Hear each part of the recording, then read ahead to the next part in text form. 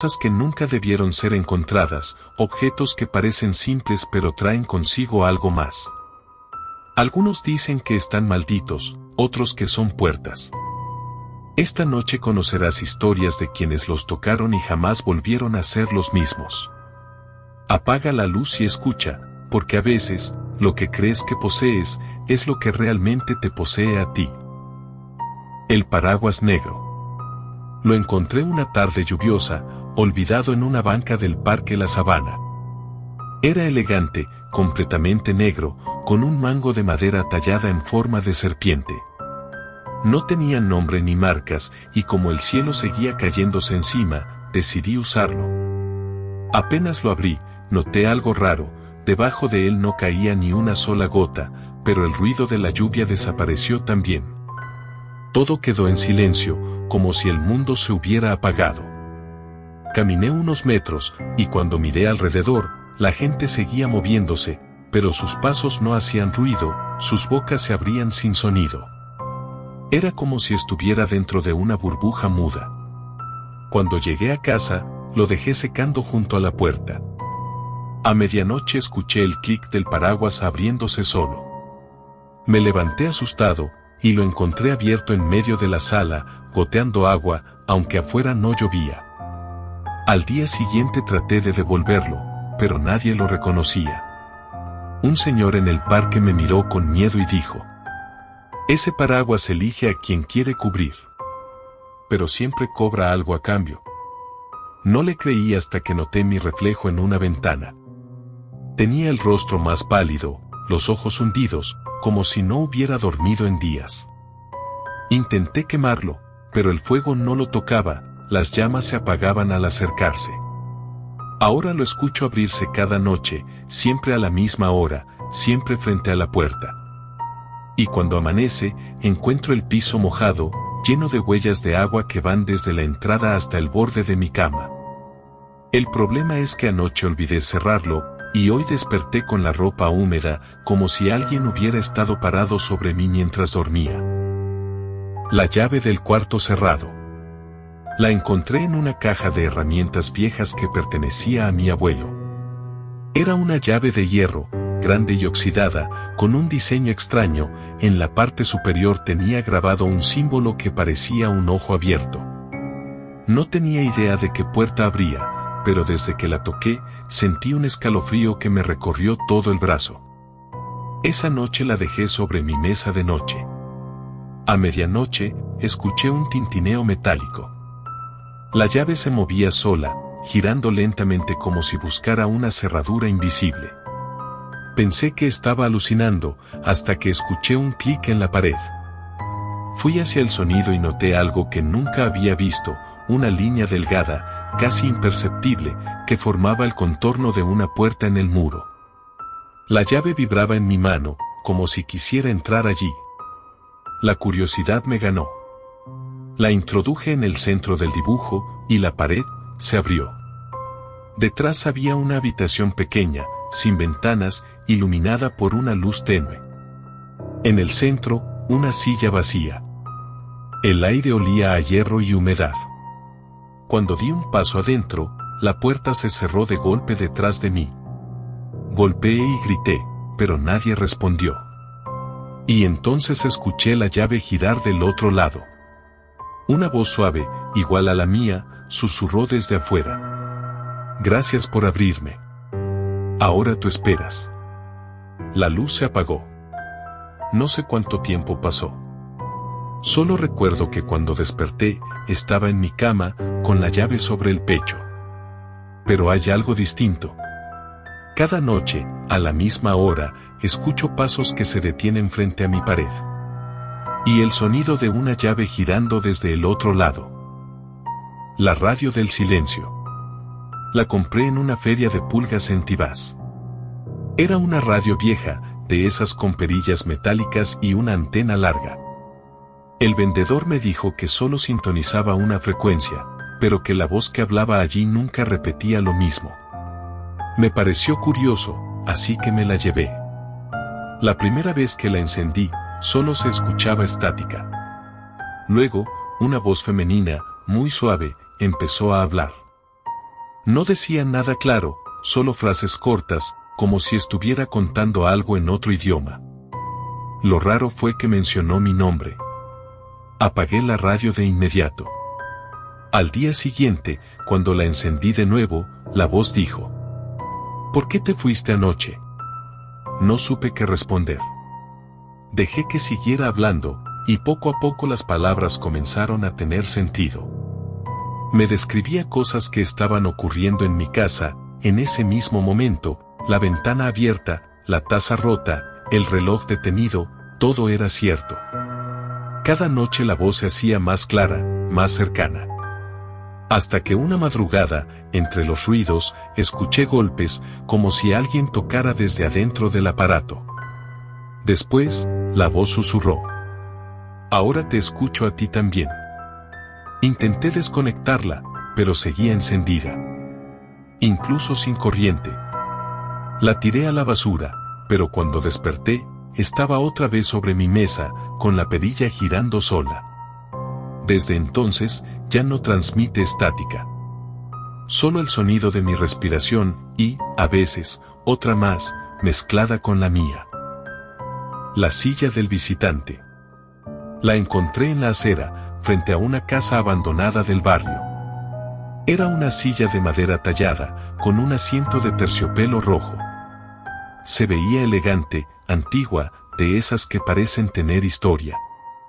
La traje a mi apartamento y la puse frente al escritorio, sin pensar mucho en ello. La primera noche escuché un leve crujido, como si alguien se sentara en ella. Pensé que era el viento o el cambio de temperatura, pero al mirar, la silla estaba un poco más cerca de mi cama que antes. La arrastré de nuevo al escritorio, pero a la mañana siguiente volvió a estar en el mismo lugar.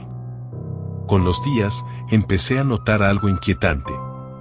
Cada vez que pasaba junto a ella, sentía una corriente de aire frío y una ligera presión en el pecho, como si alguien invisible me observara desde ese asiento.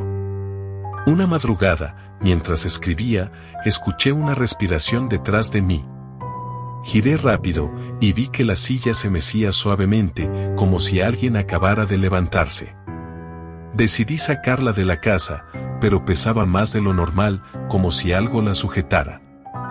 Cuando por fin logré moverla, vi que en el terciopelo se había marcado una silueta, la forma perfecta de un cuerpo sentado.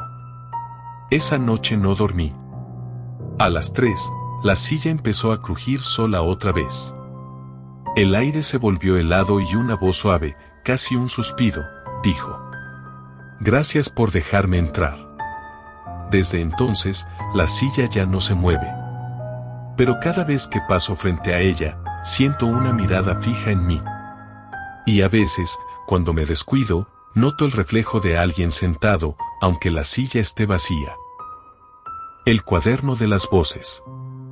Lo encontré en la biblioteca vieja de mi universidad, dentro de una caja de libros donados. Era un cuaderno grueso, con tapas de cuero agrietado y páginas amarillentas. En la primera hoja había una sola frase escrita con tinta roja: escribe mi nombre y escucharás la verdad. Pensé que era una especie de diario olvidado, así que lo llevé a casa. Esa noche, por curiosidad, escribí mi propio nombre. Apenas terminé la última letra, sentí un murmullo cerca del oído. Era una voz idéntica a la mía, susurrándome: no debiste hacerlo. Cerré el cuaderno de golpe, asustado. Pero la voz no se detuvo. Me seguía, repitiendo mis pensamientos segundos antes de que los tuviera. Cuando intenté dormir, la escuché riéndose desde dentro del cajón donde lo guardé. Los días siguientes fueron peores. Cada vez que abría el cuaderno, había nuevas frases escritas que yo no recordaba haber puesto. Descripciones de cosas que aún no habían ocurrido: una llamada perdida, un vaso que se caería, un accidente frente a mi casa. Y cada una se cumplía al pie de la letra. Una noche decidí quemarlo. Pero cuando acerqué el encendedor, las páginas comenzaron a pasar solas, rápido, mostrando cientos de nombres desconocidos. Al final, el mío apareció otra vez, tachado con fuerza. Debajo, una nueva línea escrita en rojo. Ahora tú serás el que escriba. Desde entonces, el cuaderno no me deja en paz. A veces lo encuentro abierto sobre mi escritorio, con frases nuevas en mi letra, aunque juro no haberlas escrito. La última decía: esta será tu última noche despierto. Y lo peor es que la voz que susurra detrás de mí, ya no suena como la mía. La caja de música de cristal. La compré en un mercadito nocturno en San Pedro. Era pequeña, con una tapa transparente y una bailarina de porcelana dentro. Cuando le dabas cuerda, giraba lentamente al ritmo de una melodía suave, casi hipnótica. El vendedor me advirtió, medio en broma, que no la dejará sonar más de 3 veces seguidas. Pensé que lo decía por superstición.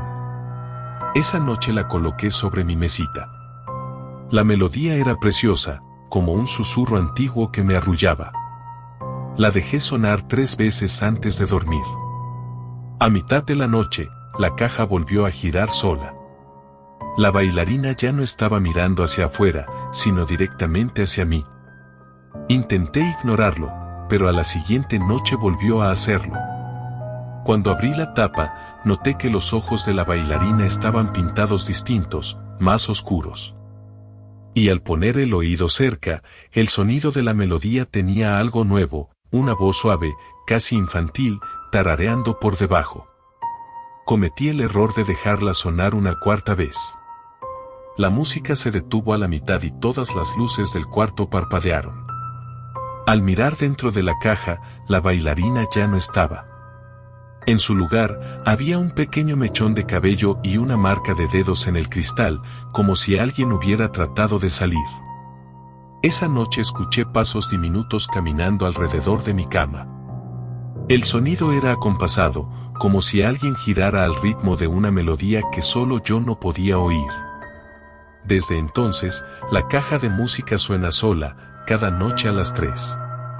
Y cuando me despierto, la bailarina siempre está un poco más cerca del borde, como si estuviera esperando el momento para dar su último paso fuera del cristal.